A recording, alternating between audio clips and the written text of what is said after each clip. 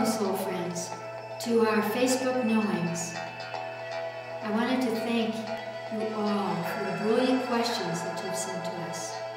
And though, of course, I can't answer all of them, I wanted you to know that I do see them all. And I'm sending you great love and the most radiant light. Okay, here we go. Chris, here's a question from Nadret.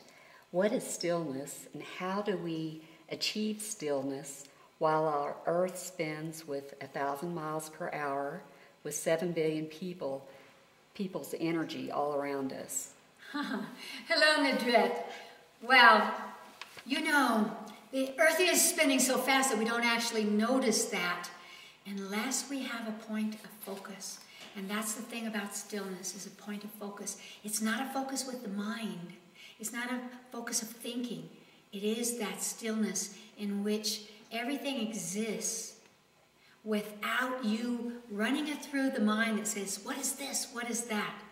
So stillness is a place, it's like ecstasy, where you let go of the self and you expand into this magnificent cosmos in which we truly exist. Your aspect of all the people around us brings up a very important point, and that is that we're so busy paying attention to what do the other guys think, what are the other guys doing, who's at fault, who am I, that we can't have that stillness because the mind, the emotional mind, is chattering. So I would say, as some of the great gurus said, that stillness is the point between the breaths. So if you took a breath and you held it for a moment, and then you released it, you would feel that your brain waves could slow down, and in that moment you would have the stillness that would allow you to perceive all at once and still be in the center.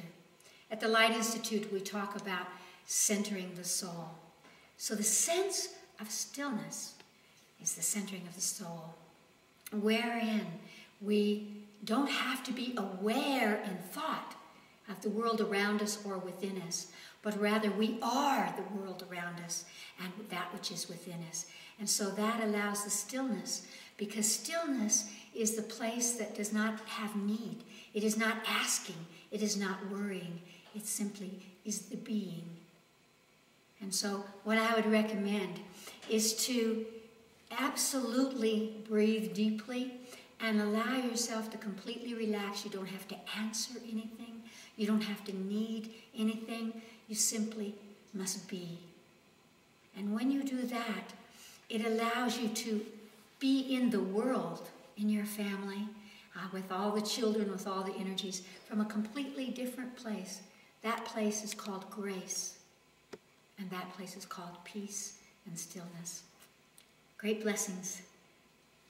Hi Chris, this is a question from Kaisu from Finland, and she is asking, is it better to get a divorce or to continue a difficult and challenging marriage in order to develop oneself? Is it true that those people who give us a really hard time are true teachers of life and ourselves? As you say, where there is no resistance, there is no harm.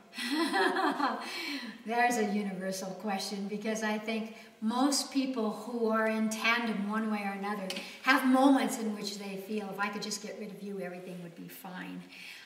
Yes, it is true that the tyrants in our lives, the people who are difficult, our sexual partners and our blood relatives are the ones who are our soul friends that travel again and again with us, and who can really get through and poke us a little bit for our own evolution. But what is also true is that we have had the habit for forever to learn through suffering, to learn through difficulties, rather than to learn through grace. And so there is a moment when you can realize that continuing on in a relationship that doesn't seem to offer a way out or a way up is not honorable for either of you. If you have lost touch with the fact that your partner is a soul friend, when you cannot, quote, see God through each other, then it is time to release that person freedom song, I call it, so that both of you can go on and grow. Now, when to do it? People always ask me, and I say, or my higher self says, that if you could see that person walking down the street with a new love, and your heart swelled, and you could feel, oh, I'm so glad that they have found love. You're done. You're done karmically. Meanwhile, the important thing to do is to every night and to every day begin to ask that person in your consciousness what frequency of light, what color they need from you to come into balance and be released, and draw that color from the cosmos in and extend it to them.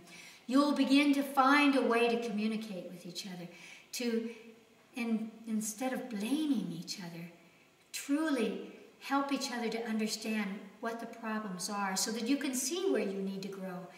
Because what is true is that if you don't resolve the themes that that person is bringing up for you, the next person that you choose will eventually start showing you the exact same themes.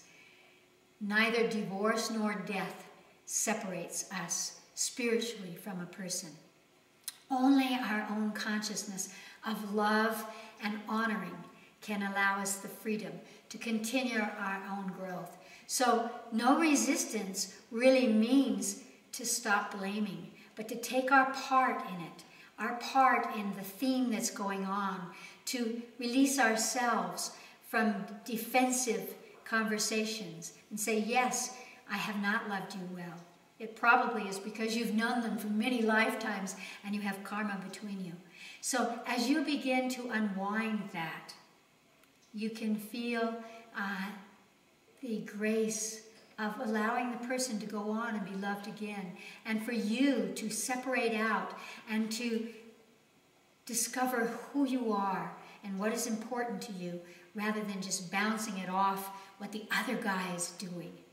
So that marriage is not about power struggles, but it's really about the fusion, the merging of two people. Set yourself free. Chris, this is a question from Annalisa from Denmark. She says that we met on my island, Sam, so I am still grateful for our meeting and my opportunity to share magic with you. I'm always concerned about the relationship between humans and animals, pets and the wild. How will the relationship develop? Annalisa, it's a wonderful question, and you are such a gift in the world in terms of these relationships.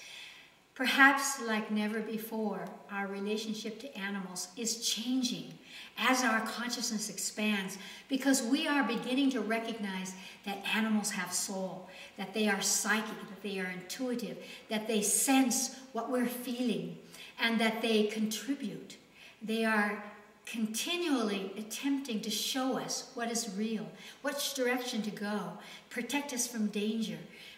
Domestic animals, for example, your dogs, your pets, will very often actually die for you, or take on negativity, or your sickness to support your life. So they have a very supportive role, but beyond that, they have a role of intelligence. And this is what we're beginning to come to. You can, as many people who have animals know, you can converse with your animals. You can ask them questions. You can go beyond speaking baby talk to them and speak of them as great beings. Some of them are galactic in nature and are just taking on these forms. So as we begin to see them in the light of soul friends, we can begin to listen to the wisdom that they have. Animals will tell us when there is a hurricane, when there's a tsunami, when there's going to be a cold winter. What they do in their own bodies expresses the truth of nature. We must begin to balance our relationship with nature. Animals are the key. They are the threshold and the bridge between ourselves and the mysterious, magical forces of nature. And so all we need to do is to lean forward a bit and be able to listen. You know, where I live in New Mexico, in ancient times, when a tribe of Native Americans needed to feed themselves, they always connected to the spirit of the animal and asked the animal to give its life for them. And what would happen is that the deer or the rabbit would come out and stand in front of them, and they would take the shot. And so what we want to recognize about that is that wild animals as well, the spirit of these animals connects to us. And they had the sacredness that when they took a life, they felt that as they ate the animal, they brought that life into their bodies so that it allowed them to harmonize. What we want to do is to consciously extend that energy to harmonize with the wildness of nature, so that whether it's a cricket or a flower or a deer, that we are receiving and giving life force energy that supports the hologram of all life on this planet. So thank you for that very important point of reference. Hi Chris, this is a question from Freda Kingeling from Denmark. And her question is, do you think that we are opening up to living in and being more conscious about parallel realities and time, as well as participating in them? Oh, it's such a lovely question because it brings us to a point of excitement and possibility. Yes, of course, our human consciousness is becoming aware of the invisible. We're becoming aware that time is an illusion, that past, present, and future are all flowing in this curvature of space energy. We are beginning to feel the presence of parallel realities and possibilities. And this allows us to evolve into a new octave. Here we are going into cosmos, out into space, and as we do that, the limitations of what is the third dimension begin to melt away, and the fourth and the fifth dimensions begin to rise up in the horizon. And we begin to feel that sense of we are not alone in the universe. There are other energies, there are other possibilities, there are other vibrations that are moving in this incredible wave of reality.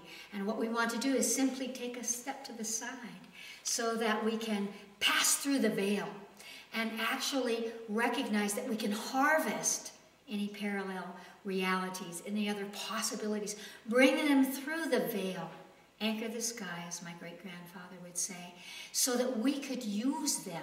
How would it change our existence? How would it change your sense of self if you felt that expansion of infinite possibilities beyond time, beyond space, and realized that you have within you and around you infinite choices, infinite insinuations that could help you to make a choice, that could help you to choose in such a way as to enrich your own life and to amplify the purpose of your life in this world.